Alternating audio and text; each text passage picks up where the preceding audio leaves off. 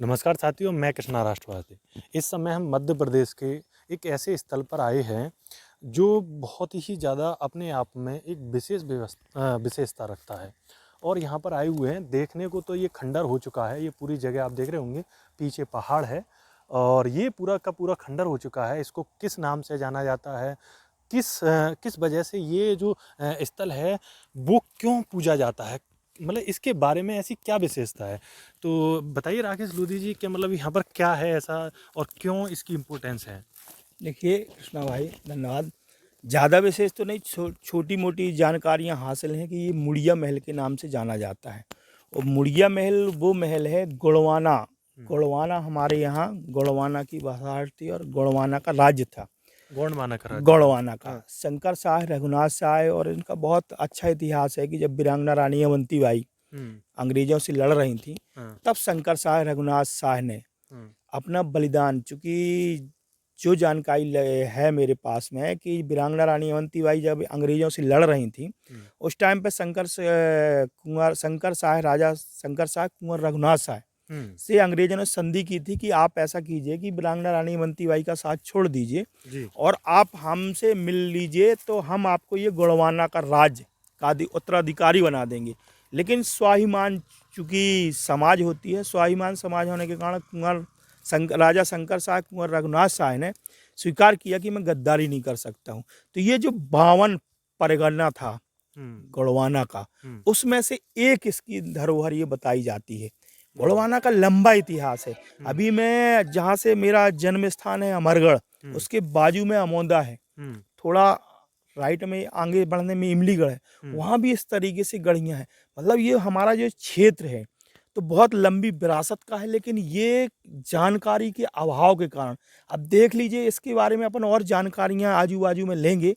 ये जो राजा महल ये नाम से जाना जाता है, ये कहाँ रहा है, कब रहा है, इसका वृतांत की जानकारी तो कम से कम पूरे क्षेत्र और लोगों को जानकारी हो, तब तो इनके बारे में जानकारी हासिल हो पाएगी। हाँ, जैसा आपने बताया शंकर शाह और रघुनाथ शाह, क्या वो आदिवासी समाज से आते थे क्या? हाँ, और समाज आदिवासी समाज से, एसटी से आते थे। आदिवासी समाज से आते थे और उन्होंने वीरांगना अवंतीबाई का मतलब साथ दिया युद्ध साथ में दिया 1857 की 57 की क्रांति। क्रांति में साथ दिया और उन्होंने अंग्रेजों की संधि ठुकरा दी। और हंसते हंसते जब संधि ठुकराई अंग्रेजों की, तो अंग्रेजों ने उनको बांध के और से तोप से उनको उड़ा दिया। तो बलिदान हो गए, शहादत हो गई उनकी। मतलब इतना अच्छा इतिहास है, मतलब एक समर्पण और ईमानदारी का इतिहास आज तक मेरे को अपने जीवन में नहीं समझ में आया है कि इस तरीके से ईमानदारी होती है। इस तरीके से ईमानदारी हाँ, होती है। लेकिन आप देखें अवंतीबाई का जब मृत्यु हुई, तो वो जब मंडला, काछी कई मतलब राज्य मतलब कई जीतने के बाद में 18 दिन तक उन्होंने छापेमारी युद्ध भी किया। उसमें उनको धोखा मिला था। जैसे तो वो अंग्रेजों का जो रानी के साथ में रहते थे, राव दलाजू वगैरह, हाँ, ये लोग गद्दारी किए थे। हाँ, लेकिन जो गोंडवाना का इतिहास है, हुँ। वो गद्दार नहीं है, वो ईमानदार था। और ईमानदारी के साथ में 1857 की क्रांति में उन्होंने अपनी शहादत दे दी, लेकिन गुलामी स्वीकार नहीं की अंग्रेजों की। तो लेकिन एक और आता है, जब उनके बारे में हम अवंतीबाई के बारे में हम पढ़ते हैं, जब उनके देहांत के बाद में जब वो कटार अपने घोंप लेती हैं, जो लॉर्ड बार्निंगटन रहता है, उस समय आप देखे जाएँ कि एक बार ऐसा भी होता है अवंतीबाई के, जब वो मंडला में उनको हराती हैं अंग्रेज़ों को, तो उनका बेटा छूट जाता है। और जब बेटा छूट जाता है तो कुछ लोग क्या करते हैं कि ये बोलते हैं कि इसको मतलब मरवा दिया जाए, लॉर्ड बार्निंगटन का। लेकिन जब वो बोलती हैं अवंतीबाई कि नहीं, कि हमारी जो दुश्मनी है या हमारी जो लड़ाई है वो अंग्रेज़ों से है, उनके बेटे से था, तो बाइज़्ज़त उनको भेजती हैं अंग्रेज़ों के पास। लेकिन जब उनकी मृत्यु होती है तो कहीं न कहीं उसमें साजिश होती है। और आज हम जब अवंतीबाई का इतिहास पढ़ते हैं तो उसमें पंडित लक्ष्मी प्रसाद और एक और पंडित हैं, 2 लोग उनको मिलकर के उनको मतलब धोखा देते हैं। और एक समय ऐसा भी आता है जब ये हमारी अवंतीबाई जब लॉर्ड बार्निंगटन के मारने के लिए जब अपनी कटार निकालती हैं, तलवार उठाती हैं, तब वो निहत्था होता है, मतलब सामने, तभी उसको गर्दन उड़ा दी जा सकती थी, लेकिन तलवार को रोक लिया जाता है। एक पंडित, उनका नाम मुझे याद नहीं है, उनको रोक लिया जाता है कि नहीं, कि क्षत्रिय निहत्थों पर वार नहीं करते।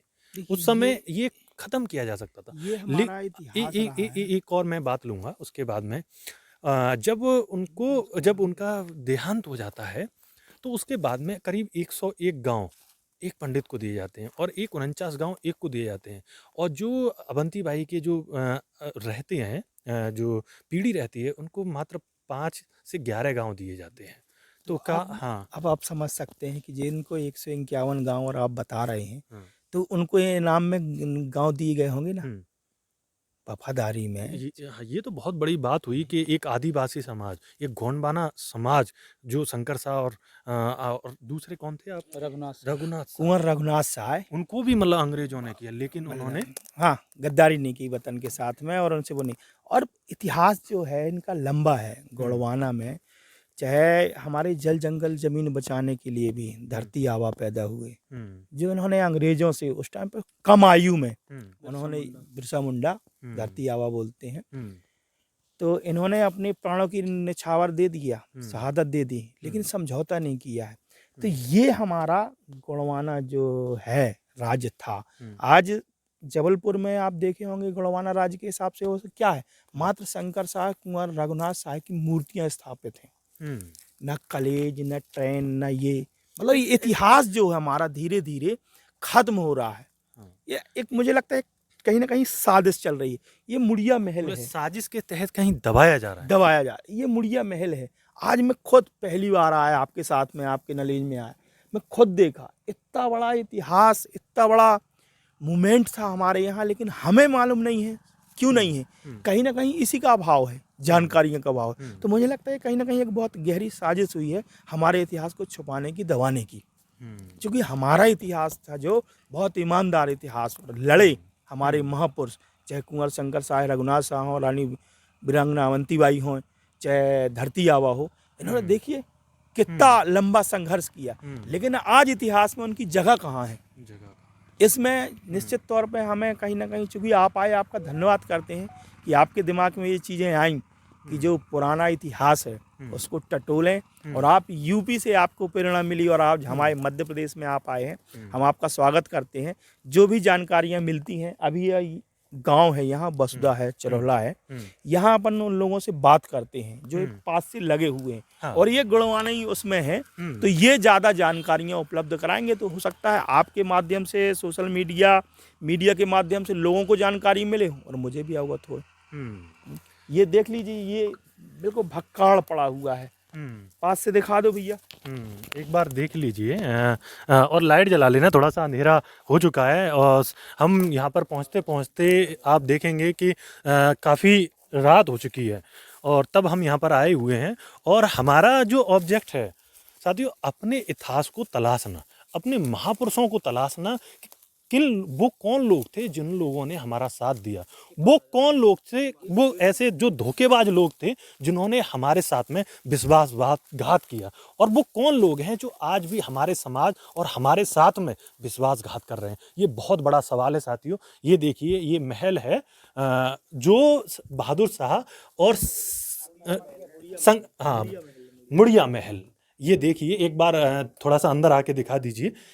ये देखिए, ये देखिए, ये महल है, और रात में शायद आपको थोड़ा सा कम दिखाई देगा।